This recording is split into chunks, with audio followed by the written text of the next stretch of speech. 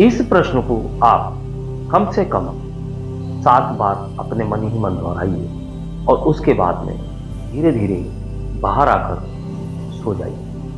1 दिन, 2 दिन, 3 दिन, 4 दिन, लगभग 5 दिन के बाद आपके अंदर से ही कुछ ऐसा आएगा। नमस्कार दोस्तों, मिरेकल यूनिवर्स SSF के आज के इस वीडियो में मैं राजेश कुमार पुरी, आपका डिवाइन मित्र, आप सभी का हार्दिक अभिनंदन करता हूं। दोस्तों, हम यहां पर जो चर्चा कर रहे हैं वह आध्यात्म की है। आध्यात्म यानी कि आपके स्वयं की जो कनेक्टिविटी है ईश्वर के साथ, हम उसके बारे में चर्चा करेंगे। कई लोग भक्ति को आध्यात्म मानते हैं।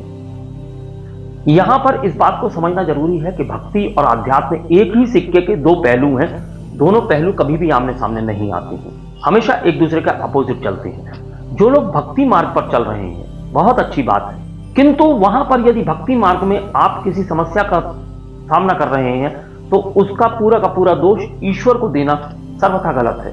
क्योंकि भक्ति मार्ग में आप ईश्वर से जुड़ते हैं, ईश्वर की आराधना करते हैं, उपासना करते हैं, पूजा करते हैं, अर्चना करते हैं, और जब आपके मन चाहे कार्य नहीं होते हैं तो आप उसी ईश्वर को शिकायत करते हैं और इस ईश्वर को कभी कभी मानने तक से इनकार कर देते हैं। आपका यह विश्वास हो जाता है कि ईश्वर तो कहीं है ही नहीं। सबसे पहले इस बात को समझना आवश्यक है कि ईश्वर कण कण में है, यानी आपके अंदर भी ईश्वर विद्यमान है। तभी तो आप चल रहे हैं, तभी तो आप बोल रहे हैं, तभी आप श्वास ले रहे हैं, तभी आप खा पा रहे हैं।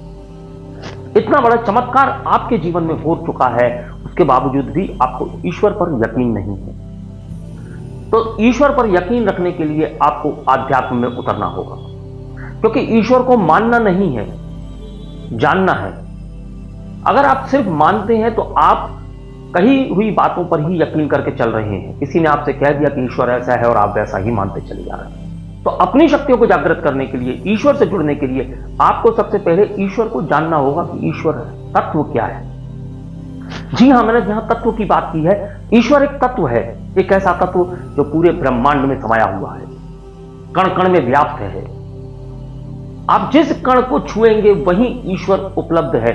बस आपकी वह शक्तियां जागृत होनी चाहिए, आपके अंदर की वह पावर जागृत होनी चाहिए जो ईश्वर को वहां से निकालकर अपने अंदर, अपने ईश्वर को बढ़ाने में आपकी सहायक सिद्ध हो। अभी आप YouTube पर, Instagram पर, Facebook पर इस प्रकार की कई पोस्ट देखते होंगे जहां लोग आपको आपकी शक्तियां बढ़ाने का दावा करते हैं, आपकी समस्याओं को ठीक करने का दावा करते हैं। तो उनके पास में ऐसी क्या पावर्स हैं? पहले ये सब काम तंत्र मंत्र यंत्र से किए जाते थे। लोग अपनी बड़ी समस्याओं का समाधान लेने के लिए किसी तांत्रिक के पास जाते थे, किसी बड़ी पूजा के लिए व्यवस्थाएं करते थे।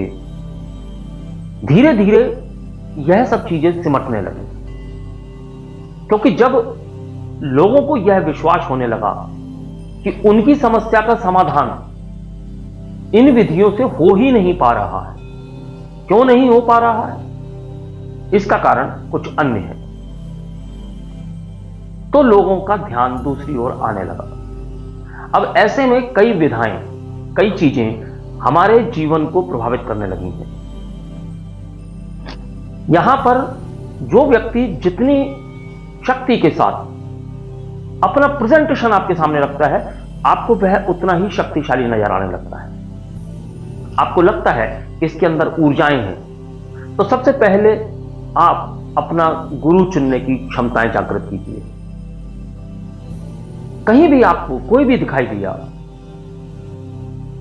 उसका एडवर्टाइजमेंट बहुत अच्छा है, उसका प्रेजेंटेशन बहुत अच्छा है, क्या वह आपको ऊर्जाएं दे पाएगा? यह बात सोचने वाली है। टीचिंग और ऊर्जाओं का प्रदान करना 2 अलग अलग बातें हैं। आपको रिलैक्सेशन कोई भी करवा सकता है। एक हिप्नोटिस्ट भी आपको रिलैक्स करवा देता है, एक सामान्य ध्यान भी आपको रिलैक्स करवा देता है। पर उसके बाद क्या?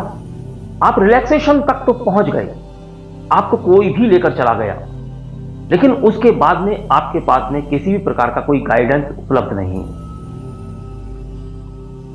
लाखों रुपयों के यहां पर इलाज हो रहे हैं हीलिंग के नाम पर। तो सबसे पहले इस बात को समझिए कि जो व्यक्ति आपके समक्ष है, क्या 10, 12, 15 रिव्यू देने से आप मान जाते हैं कि उस व्यक्ति के अंदर शक्तियां हैं?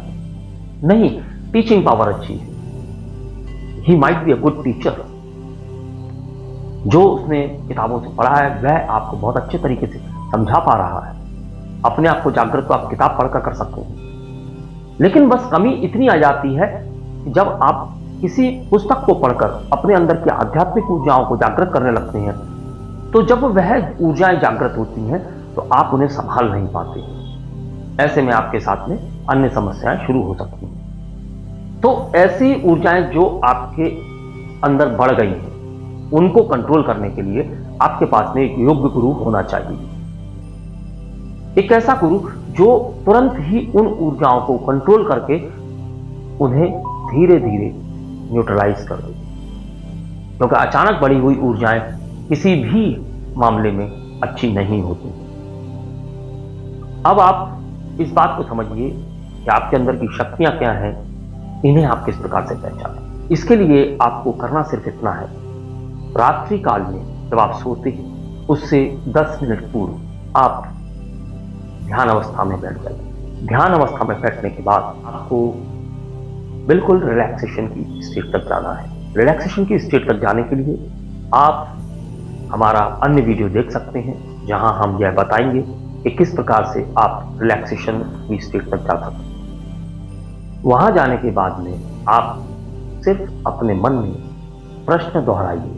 इस प्रश्न को आप कम से कम 7 बार अपने मन ही मन दोहराइए और उसके बाद में धीरे धीरे बाहर आकर सो जाइए। 1 दिन, 2 दिन, 3 दिन, 4 दिन, लगभग 5 दिन के बाद आपके अंदर से ही कुछ ऐसा आएगा जो आपको यह बताएगा कि आपके जीवन का उद्देश्य क्या है और आपकी समस्याओं का समाधान किस प्रकार से हो सकता है।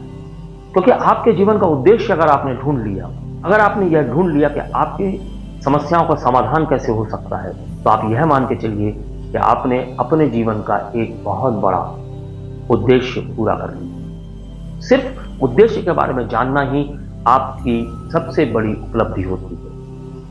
अगले वीडियो में हम आपसे इस बारे में चर्चा करेंगे कि जब आप ऊर्जाएं ग्रहण करते हैं तो उन ऊर्जाओं को लेने के लिए आपके पास कौन कौन सी तैयारियां होनी चाहिए, यानी कि आप किस प्रकार से स्वयं को पहले तैयार करें तभी ऊर्जाएं लें। क्योंकि यदि आपने स्वयं को तैयार नहीं किया और अचानक आपके अंदर ऊर्जा का प्रवेश हो गया, आप परेशान हो सकते हैं। इस वीडियो में उपलब्ध जानकारी यदि आपको अच्छी लगी, आपको लगता है कि यह आपके लिए लाभदायक सिद्ध हो सकती है, तो आपसे मेरा अनुरोध है कि वीडियो के नीचे दिए गए बटन से वीडियो को लाइक कर दें, चैनल को सब्सक्राइब करके उसके पास में ही बेल आइकॉन का बटन है उसे दबा दें, ताकि आने वाले ज्ञान के वीडियोस आपको समय से प्राप्त हो सके। अगले वीडियो में आपसे फिर मुलाकात होगी। तब तक के लिए मैं अपनी वाणी को विराम देने की आज्ञा चाहूंगा। नमस्कार, धन्यवाद।